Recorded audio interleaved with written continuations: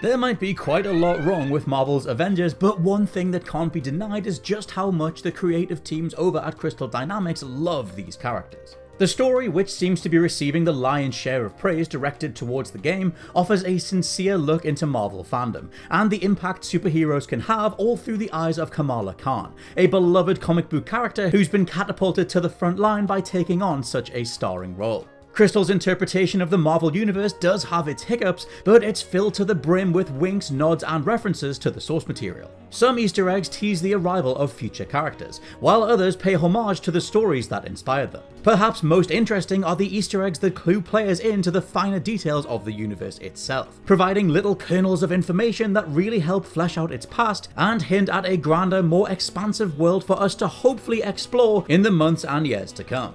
I'm Scott from WhatCulture.com, and this is Marvel's Avengers, 12 Secrets, Easter Eggs, and References Explained. Also note we are going to delve into spoilers for the number 1 entry. Number 12, Captain Marvel. Starting things off with perhaps the most heavily referenced superhero not to appear physically in the game, Captain Marvel. You just can't tell a Kamala Khan story and ignore Carol Danvers, the superhero who inspired the young Inhuman to take up superheroics after being exposed to the Terrigen Mists. It's therefore understandable why the character's presence is hinted at so heavily throughout. In the A-Day intro, Kamala sports a Captain Marvel t-shirt, and eagle-eyed players will notice how one of the many cabinets in the arcade also features art from Jamie McKelvey, who redesigned Danvers' costume into the iconic blue and red design that's since become the character's hallmark. On top of these early references, Captain America even mentions Carol by name, stating that she's currently off-world. Players can also later spy 2 posters of Danvers in Kamala's room, one featuring the character in her old Warbird uniform, and another that looks very much like an in-game model waiting to be introduced down the line. Number 11, Captain America and Falcon.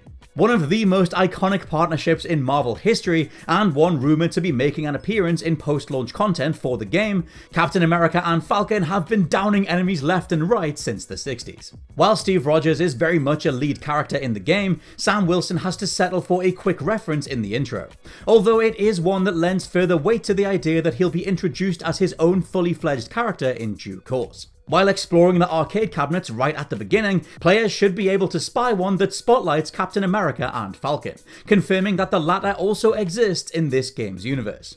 Number 10, Cap's old shields and uniform. Captain America has been through plenty of uniform changes over the years, and the transition from his classic World War II garb to the more armoured looks of the mid-late noughties is also chronicled in Marvel's Avengers. While taking in the A-Day festivities, players can go to the Cap exhibit and spy his original shield and uniform, as well as the others this incarnation of the character has used in however long it's been since he was thawed out of the ice in this canon.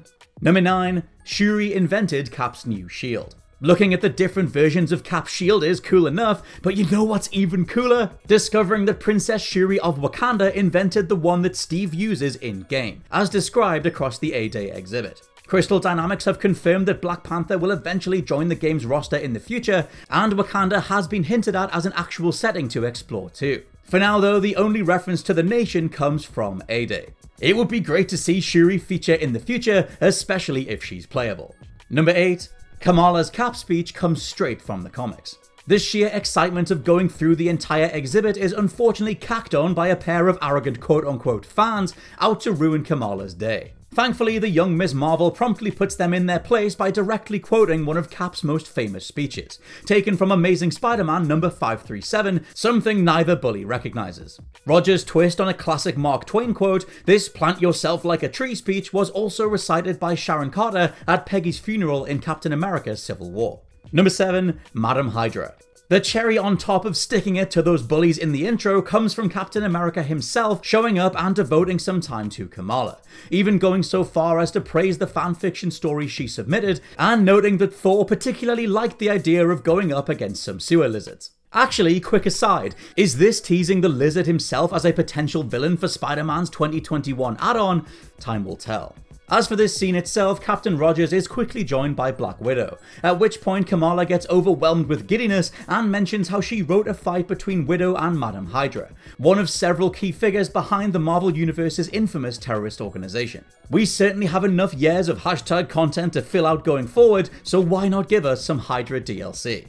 Number 6. Phil Sheldon. Players can spot Phil Sheldon early on in Marvel's Avengers, during an interview with Nick Fury. Sheldon made his debut in the iconic Marvel series written by Kurt Busiek with art from Alex Ross, which followed his exploits as a reporter chronicling the adventures of Marvel's Silver Age heroes.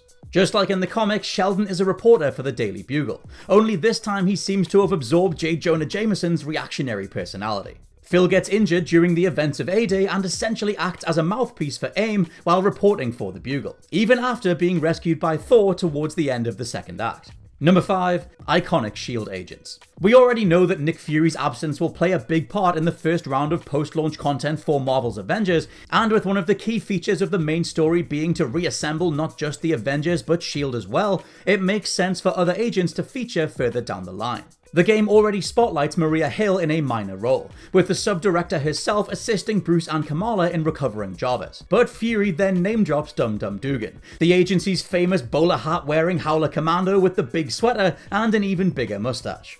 Further still, one collectible file also confirms the existence of Agent Jimmy Woo. Woo was portrayed by Randall Park in the Ant-Man and the Wasp film, where he was reimagined as an FBI agent. Here, he's an agent of S.H.I.E.L.D., just like he is in the comics.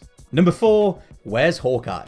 If, like our comics editor Ewan, you are an unashamed Hawkeye fanboy, you were likely confused over Clint Barton's absence across this title. Thankfully, we have had the announcement that Barton will be among the first characters to join the roster post-launch. For those still concerned that Clint will be sidelined simply because he's not part of the main story, fret not. Hawkeye is present and accounted for as a key member of the Avengers in-game thanks to some sneaky Easter eggs. First up, when Kamala is tracking down Jarvis at the S.H.I.E.L.D. substation, she briefly admires a photo of the Avengers standing together. Crouching in the middle is none other than Hawkeye himself, sporting his signature garb from the iconic Matt Fraction / David Ayer run from 2012. Barton's room is also visible on the Chimera helicarrier. Right now you can't enter it, but I'd assume that will change once he joins the game in a few months' time. Number 3. War Machine. Another character seemingly poised to join Marvel's Avengers as a playable hero, James Rhodey Rhodes aka War Machine, gets a minor shout out in one of the game's collectibles. It comes from a message sent by Tony Stark in the wake of A-Day. Tony thanks his friend for sticking up for him at the hearings, hints at the War Machine armor, and name drops who I can only assume is Thaddeus Thunderbolt Ross, a Marvel military general who you may recognize from such comics as the Incredible Hulk and the Thunderbolts. Ross's potential inclusion isn't something that many fans had considered, but with various Echo characters rumored to be on the way, such as Kate Bishop standing in for another Hawkeye, a red reskin and redub for Ross as Red Hulk could end up being a fun and easy piece of content for Crystal Dynamics to add at some point in the future. Number 2. The Red Room. After rescuing Kamala from Monica and her secret AIM prison, Black Widow returns to the Avengers and boards the Chimera. Her room is just as she left it, and there are a number of goodies inside. Widow's weapons are laid out all over, and her civilian disguises also get spotlighted if the player walks up to her wardrobe. Potentially more ominous though is the callback to the Red Room, the Soviet assassin academy that trained Natasha before she defected to S.H.I.E.L.D. Walk up to the table and players will be able to interact with a musical box of a ballerina. Widow mentions something about her past, but the connection is clear. Each Widow agent was given false memories to better conceal their cover, and Natasha's revolved around being a professional ballet dancer. Could a future trip to the Red Room be on the cards? We can only hope. And number 1, that final boss battle. Full on major spoilers for this final entry. Although the game doesn't really telegraph that the final fight is a big deal, make no mistake, there's far more to talk about than just going up against MODOK. As the Avengers come together to take on Talton, who's now fully MODOKified, a giant android emerges out of the ground and he flies into its throat. You could be forgiven for thinking that this was a cheeky nod to the X-Men, as the giant bot does look very Sentinel-like in nature. However, it's actually a Kree sentry, something confirmed by the final story achievements text, which rewards players for defeating MODOK and, quote, the Kree. What does this mean? Well, it would be safe to assume that Crystal Dynamics have some Captain Marvel content in mind to arrive very shortly. Danvers already has a model present and mentioned, and given the fact she gets a shout out at the beginning, it makes sense that she could be joining a hell of a lot sooner than we initially thought. As for the Sentries themselves, they've been around since the first run of Captain Marvel back in the late 1960s. These giant automatons are used by the Kree Empire to guard their territory. Why they're on Earth in the game is currently anyone's guess. And those are our picks for various secrets, Easter eggs, and references across Marvel's Avengers. Let me know your favourites down in the comments below, and maybe some others that I missed along the way. For now, I've been Scott from WhatCulture.com, and I'll catch you soon.